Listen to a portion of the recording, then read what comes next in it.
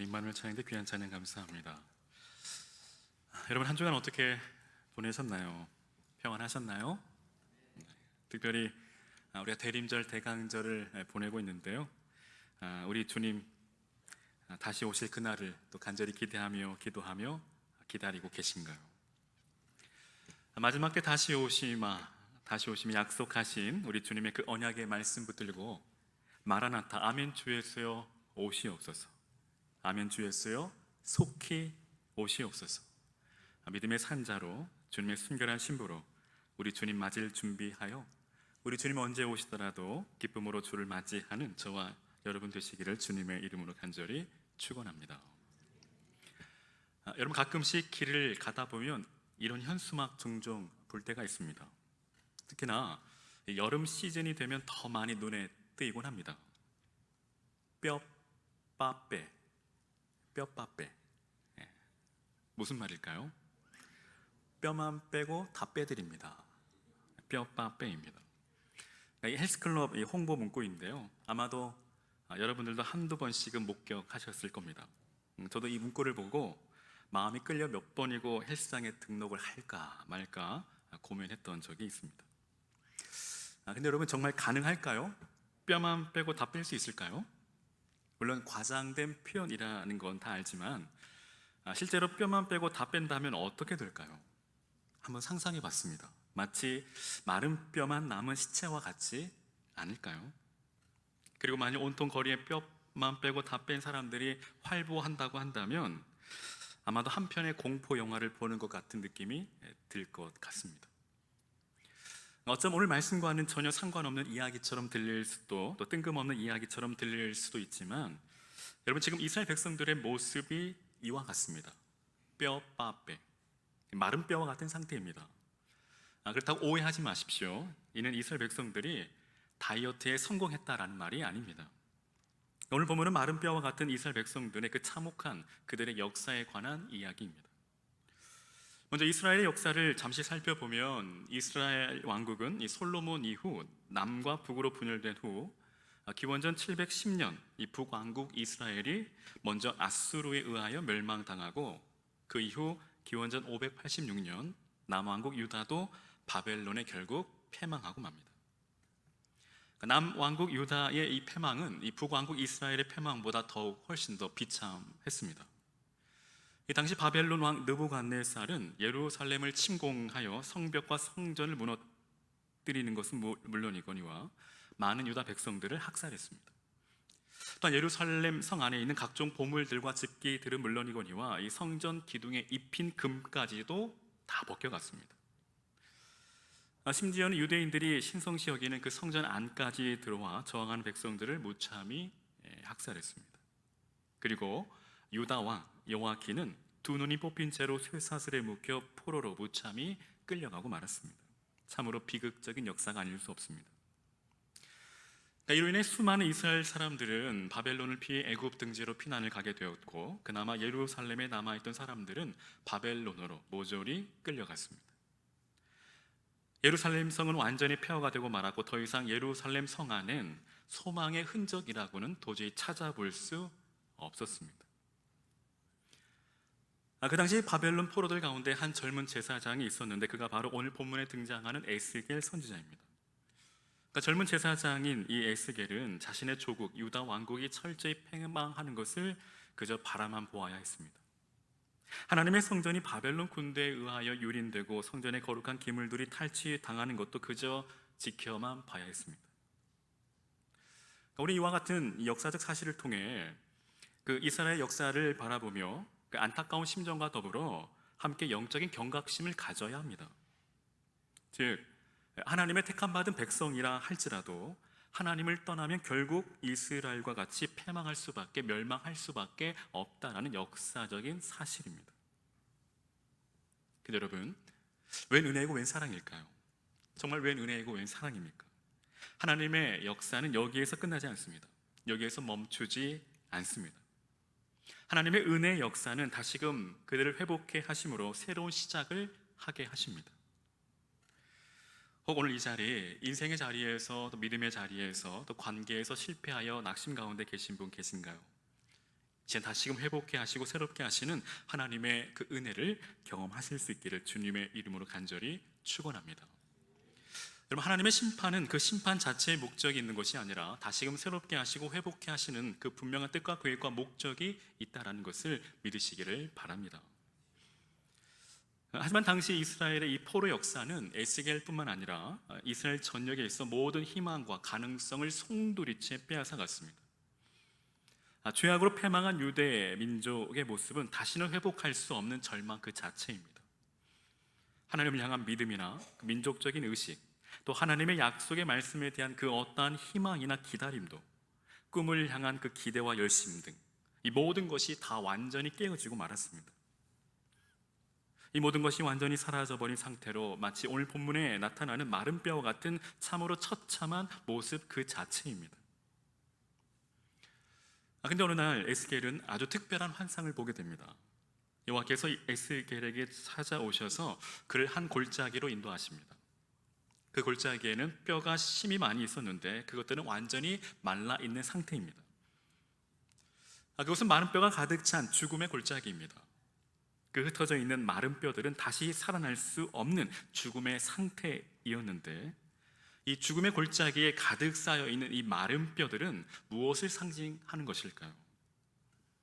앞서 말씀드린 것처럼 이 바벨론의 압제 속에 더 이상 소망을 품을 수 없는 매우 절망적인 상황에 빠진 이스라엘 백성들의 참으로 처참하고 비참한 그 실상입니다.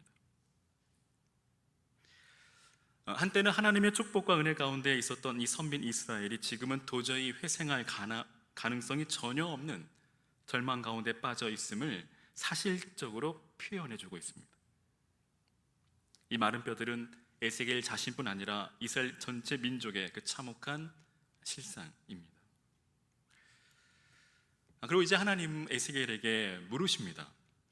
이 뼈들이 능히 살 수 있겠느냐, 즉 이 뼈들이 다시 살아날 수 있겠느냐라는 물음입니다. 여러분, 하나님의 이 물음 앞에 어떤 생각이 드시나요? 죽은 사람도 아닌 이미도 말라버린 과연 이 마른 뼈들이 다시 살아날 가능성이 조금이라도 있다고 보십니까? 이는 그 누가 보아도 그것은 도저히 회생이 불가능해 보이는 그저 마른 뼈들입니다. 저 역시도 같은 생각입니다. 이는 지극히 상식적이고 현실적이고 의학적으로 과학적으로 절대 불가능한 일입니다. 아무리 신앙이 좋다 하지만 그런 일은 절대 일어날 것 같지 않습니다. 그러나 하나님은 선지자의 그런 심중을 아셨을까요? 이러한 질문을 던지십니다. 이는 하나님께서 이스라엘의 회복에 대한 그 어떠한 암시를 주시기 위함인데, 하나님께서 이 뼈들이 능히 살 수 있겠느냐라고 물으실 때 에스겔은 주 여호와여 주께서 아시나이다라고 대답합니다. 그러니까 에스겔의 이 대답은 오직 하나님만이 그렇게 하실 수 있습니다라는 믿음의 고백입니다. 그러니까 인간의 안목과 인간의 그 어떤 방법과 수단으로는 전혀 불가능한 일이지만 하나님이 하실 때 가능하다라는 그의 믿음의 고백입니다. 사랑하는 여러분, 우리 하나님이 하시면 모든 것이 가능한 줄로 믿습니다. 마른 뼈가 살아나는 것은 하나님께서 하셔야 하며 하나님이 하시는 일이며 오직 하나님만이 하실 수 있는 일입니다. Nothing is impossible. 하나님이 하시면 불가능은 없습니다. 우리가 믿는 하나님은 말씀으로 천지를 창조하신 창조주이십니다. 어떤 불가능을 가능케 하시는 전능하신 하나님이십니다. 믿으십니까? 믿으시기를 바랍니다. 이제 하나님은 에스겔에게 너희 마른 뼈들아 여호와의 말씀을 들을지어다 라고 대언하게 하십니다. 믿음으로 선포하게 하십니다. 그러자 그곳에 놀라운 새 생명의 역사, 놀라운 회복의 역사가 일어나기 시작합니다. 수많은 뼈들이 연합하기 위해 움직이고 부딪히며 소리가 나기 시작합니다. 흩어져 있던 뼈들이 각기 자리를 찾아 완전한 골격을 갖추기 시작합니다. 그리고 그곳에 힘줄이 생기고 살이 오르며 가죽이 덮이고 생기가 들어가 살아나는 것입니다. 믿으시면 아멘. 에스겔의 환상을 통해 하나님께서 말씀하시는 이스라엘의 회복의 역사는 바로 이 바벨론에 끌려온 이스라엘 민족이 포로에서 마침내 해방되어 고국에 다시금 돌아가 이스라엘을 재건하는 것입니다. 하지만 그 일은 전혀 불가능해 보입니다. 그러나 70년이 지난 후 하나님은 그 일을 행하셨습니다. 하나님께서 바벨론의 뒤를 이은 이 페르시아의 황제 고레스의 마음을 움직이셨습니다. 그리고 고레스는 이 조서를 내려 이스라엘 민족을 그들의 고국으로 돌아가도록 명합니다. 즉 하나님께서 말씀하신 회복의 역사가 마침내 이루어진 것이죠. 이처럼 하나님께서 새 일을 행하실 때에 마른 뼈는 살아납니다. 다시 사는 새 생명의 역사는 하나님의 역사입니다. 그리고 하나님은 이스라엘뿐만 아니라 죄로 죽은 마른 뼈와 같은 온 인류를 살리시는 일을 행하셨습니다. 그 증거가 바로 우리 주 예수 그리스도의 십자가입니다. 하나님은 그의 외아들 독생자 예수 그리스도를 이 땅에 친히 보내셔서 십자가에 죽게 하심으로 온 인류의 죄를 대속하게 하셨습니다. 그로 인해 온 인류는 예수 그리스도의 그 보배로운 핏부림을 받아 구원함을 얻어 새 생명을 얻게 된 것이죠. 마른 뼈가 살아난 것입니다. 당시 바벨론의 포로가 된 이스라엘 상태는 죽음과 같았습니다. 그들은 살아있으나 실상은 죽어 있던 삶과 같았습니다. 이는 죄가 가져다준 그 쓴 잔을 마신 최후의 결과입니다. 그런데 여러분, 오늘 하나님께서 에스겔 선지자에게 보여주신 이 마른 뼈들의 모습은 바로 오늘 우리 시대의 모습입니다. 즉 이 시대의 교회의 모습이요, 오늘 우리 자신들의 모습이라는 것입니다. 여러분, 이 시대의 패역한 실상들을 한번 보십시오. 많은 사람들이 하나님을 거역하고 우상 숭배에 빠져 있습니다. 인간의 이성을 우선시하고 또 그것을 우상으로 하는 이 합리주의와 또 절대적인 모든 것을 부인하는 이 포스트 모더니즘, 모든 신은 하나의 신으로 통일된다는 이 다원주의, 또 욕망의 노예가 되어 재물을 하나님처럼 섬기는 물질 만능주의 맘모니즘, 그뿐만 아니라 이 돈으로 인하여 지금도 살인과 전쟁이 일상이 되어버렸습니다. 마치 노아 시대처럼 마음의 생각이 항상 악합니다. 우리는 당시 에스겔의 그 현실에서 우리들의 현실을 보게 됩니다. 그것은 유대의 패망에서 에스겔이 겪었던 마른 뼈의 현실입니다. 이는 영적으로 우리들에게 매우 중요한 교훈을 줍니다. 즉 예수 그리스도를 믿지 않는 영혼들은 살아있는 것처럼 보이지만 실제는 생명이 없는 죽은 상태라는 것입니다. 뿐만 아니라 예수를 믿는 사람들 중에서도 예수를 믿는 형식만 있고 그 안에 예수 그리스도의 참 생명이 없다면 그 역시 또 마른 뼈와 같이 죽은 자라는 것입니다. 즉 스스로 그리스도인이라 하면서 하나님을 향한 갈망이 없다면, 다 하나님께 영광을 돌리도록 하라는 이 말에 흥분이 되지 않고 전혀 가슴이 뛰지 않는다면, 그리스도를 더 닮아가고 더 쓰임받고자 하는 그 안에 갈망이 없다고 한다면, 형제와 자매들을 향한 그 사랑이 자라지 않는다면 두려워하십시오. 근심하기를 바랍니다. 또 만약 오늘 우리 안에 은밀한 죄, 치명적인 죄 가운데 우리가 살아가고 있다면 두려워하셔야 합니다. 그 이유는 예수 그리스도를 믿는다라고 고백을 하지만 그 고백이 가짜일 수 있기 때문이죠. 거짓된 고백일 수 있기 때문입니다. 마치 당시 이스라엘 백성들과 같이 마른 뼈일 수 있습니다. 살아있는 자 같으나 실상은 죽은 자라는 것입니다. 여러분, 예수님께서 요한계시록에서 아시아에 있는 7교회에 대하여 말씀하시는 중 특별히 사대교회를 향하여 내가 내 행위를 아노니 내가 살았다 하는 이름을 가졌으나 죽은 자라고 책망하십니다. 오늘 이 책망은 사대교회를 향한 책망은 아니라 오늘도 우리를 향한 책망으로 우리가 받아야 합니다. 오늘 저와 여러분, 우리는 늘 하나님의 심판대 앞에 서기 전 오늘 우리 자신의 그 영적인 상태가 건강한지 그렇지 않는지 항상 점검하고 체크해야 합니다. 그래서 어떤 목사님께서 영적인 자가 진단으로 예수님을 정말 구주와 구세주로 믿었다면 다음과 같은 사항에 망설임 없이 아멘 할 수 있어야 한다라고 말합니다. 여러분, 한번 나의 그 영적인 상태를 진단해 보시기 바랍니다. 첫째, 예수님의 보혈로 나의 모든 죄가 다 사함을 받았다는 확신이 있습니까? 둘째, 순교를 당할지라도 예수님을 주님이라 고백할 수 있습니까? 아멘이 좀 작아지는 것 같습니다. 성령님이 내 마음에 임하셨음을 믿으십니까?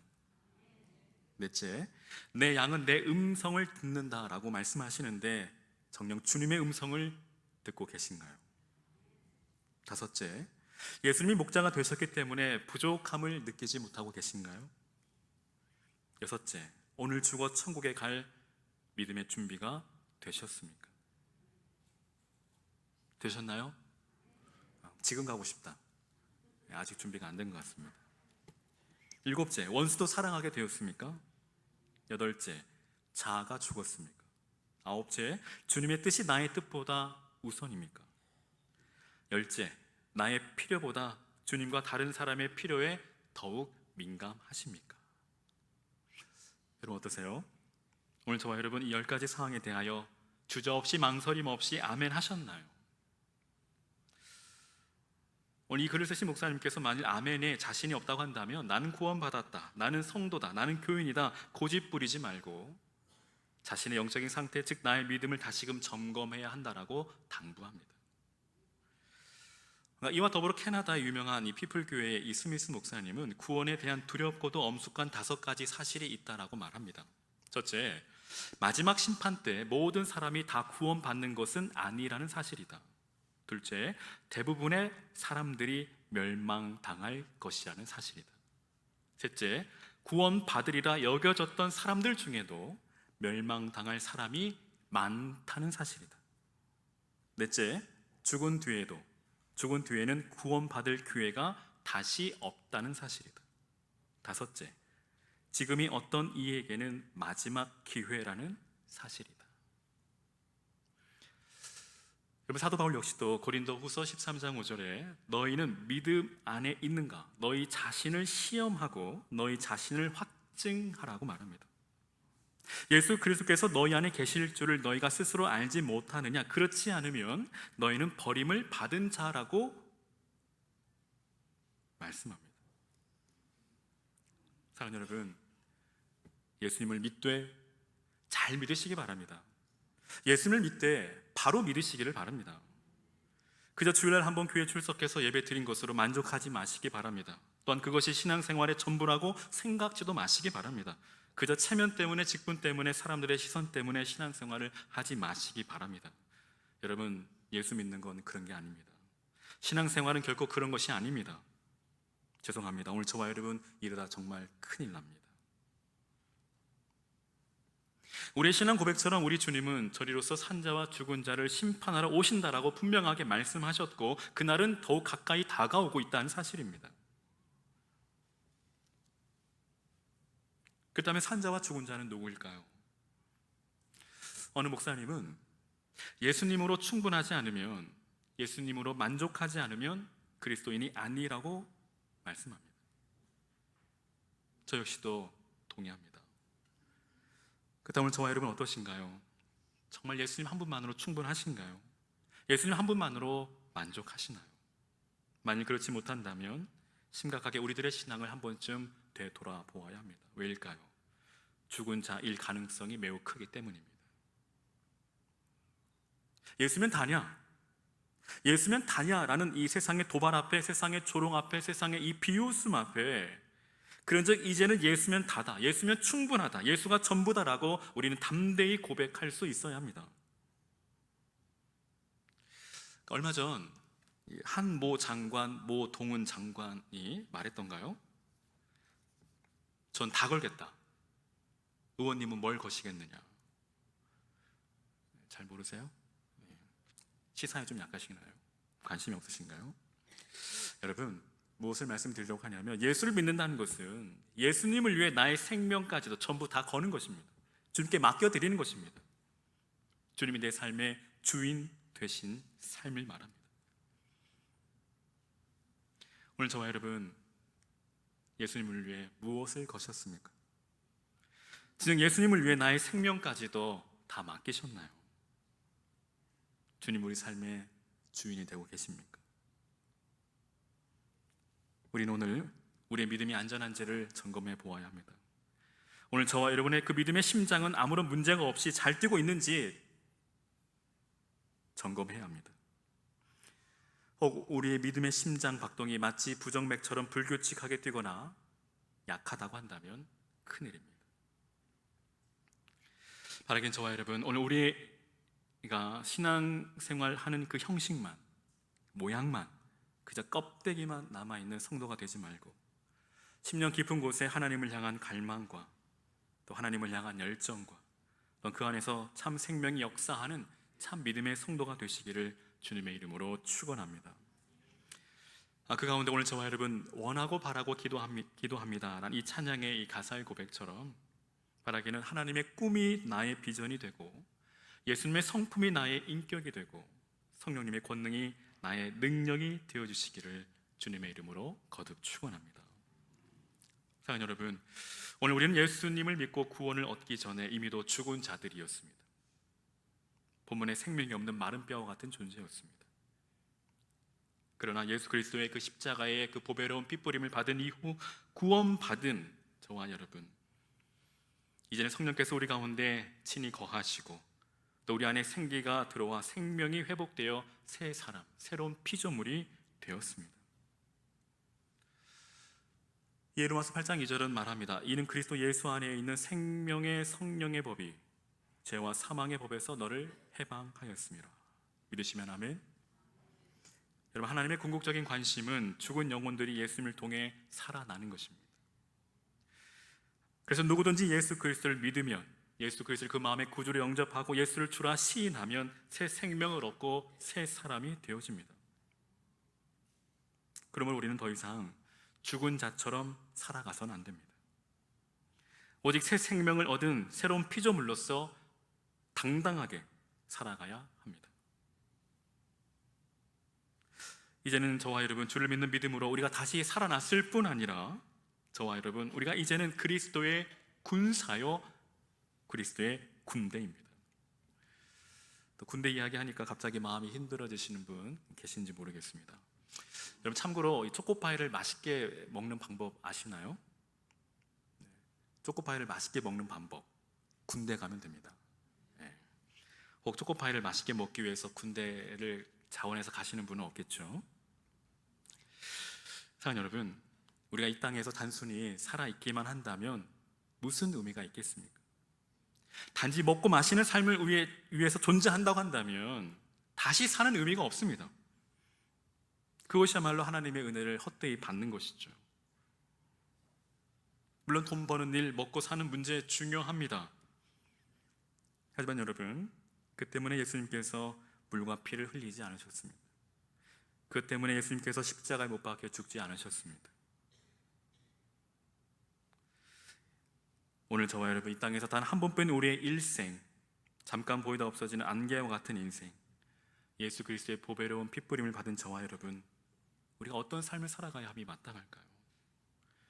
예수님의 그 보혈의 은혜가 헛되지 않도록 예수님의 피값만큼 우리가 살아가야 하지 않겠습니까? 그리고 이제는 우리가 그리스도의 능력을 덧입은 또 그리스도의 군사가 되어야 합니다. 그리하여 우리가 이 세상을 믿음으로 정복해 나아가야 합니다. 즉 그리스도와 하나님의 나라를 위해 싸워야 한다라는 것입니다. 그리고 날마다 전진, 그리고 또 전진해야 합니다.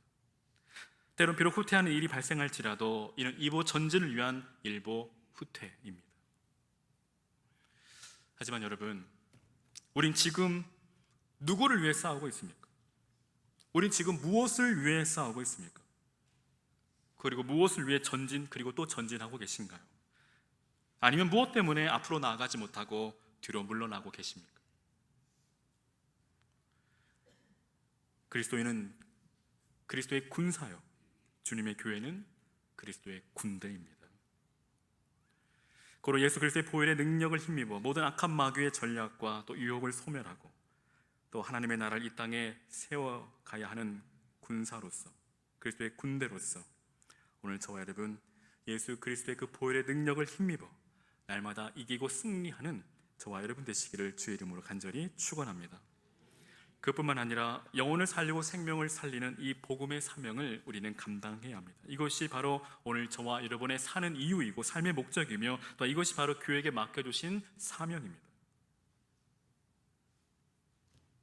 여러분 기억하십시오. 잊지 마십시오. 사명을 잃어버린 자는 목숨을 잃는 자와 같습니다. 여러분 사명이 목숨보다 귀합니다. 오늘 예수 그리스도의 십자가의 복음을 전하면 여러분 죽은 자가 살아납니다. 그러므로 우리는 부지런히 복음을 전해야 합니다. 그들이 듣든지 아니 듣든지 때를 얻든지 못 얻든지 우리는 복음을 전해야 합니다. 그리하여 지금도 복음을 듣지 못하고 죽어가는 수많은 영혼들을 향해 복음을 전하고 그들이 예수 그리스도를 말미암아 새 생명을 얻도록 우리가 이 복음의 사명을 감당해야 합니다. 바라기는 오늘 저와 여러분 또 우리 교회를 통해 이 놀라운 새 생명의 역사가 날마다 일어나기를 주의 이름으로 간절히 축원합니다. 특별히 우리 교회 가운데 날마다 구원받는 자의 수가 더하기를 주의 이름으로 간절히 축원합니다. 우리 덕진교회가 구원의 방주로 주님께서 맡겨주신 이 복음의 사명, 이 시대적 사명을 믿음으로 잘 감당할 수 있기를 주님의 이름으로 축원합니다. 여러분, 하나님은 이 에스겔에게 인자야 이 뼈들이 능히 살 수 있겠느냐라고 물으십니다. 그런데 여러분 이 물음은 대단히 중요합니다. 제가 하나님께서 이 뼈들이 능히 살 수 있겠느냐라고 질문하신 것은 내가 이 뼈들을 능히 살릴 수 있다고 믿느냐라는 의미입니다. 근데 여러분 하나님께서 질문하신 것은 이 질문을 하신 것은 절망적인 상황, 비극적인 상황을 확인하게 하시려고 하신 것이 아니라 절망적인 상황이라 할지라도 하나님은 능히 다시 살리실 수 있음을 믿는가라는 물음인 것이죠. 여러분 아무리 최악의 상황이라 해도 하나님은 최상의 상태로 바꾸실 수 있다는 사실을 믿는가를 묻고 계십니다. 근데 하나님은 오늘 우리에게도 동일하게 물으십니다. 인자야 이 뼈들이 능히 살 수 있겠느냐. 이때 에스겔은 주 여호와여 주께서 아시나이다 라고 믿음으로 고백합니다. 즉 하나님은 하실 수 있습니다. 하나님은 능력이 있으십니다 라는 믿음의 고백입니다. 사랑하는 여러분, 우리 삶의 모든 해답은 하나님이 갖고 계십니다. 하나님은 모든 것을 알고 계십니다. 또 모든 문제를 해결할 능력이 있으신 분이십니다. 이것이 바로 오늘 우리의 신앙의 출발점이 되어야 한다라는 사실입니다. 오늘도 저와 여러분 우리가 이 믿음과 이 확신을 가지고 주님 다시 오실 그날을 우리가 믿음으로 잘 준비하고 기다릴 수 있기를 주의 이름으로 간절히 축원합니다. 우리가 이 믿음 가지고 마라나타 아멘 주 예수여 속히 오시옵소서. 주님 다시 오실 그날을 우리가 믿음으로 바라보며 또 주님 맞을 준비하시는 저와 여러분 되시기를 주의 이름으로 축원합니다. 무엇보다도 우리를 다시 살리신 예수 그리스도의 그 참 복음을 믿고 그 복음으로 말미암아 날마다 새 생명의 역사와 또 참 회복의 역사를 경험하고 또 그 새 생명의 복음의 증인들로서 주님 다시 오실 그 길을 예비하는 참 성도의 삶, 믿음의 삶을 살아가실 수 있기를 주의 이름으로 간절히 축원합니다. 오늘도 저와 여러분 우리의 삶을 통해 이 땅에 하나님의 나라와 복음의 지역의 날로 더 확장되고 주님 다시 오실 그 길을 예비하는 저와 여러분 되시기를 거듭 주의 이름으로 간절히 축원합니다. 아멘. 여러분 함께 우리 기도의 자리로 나아가기 원합니다.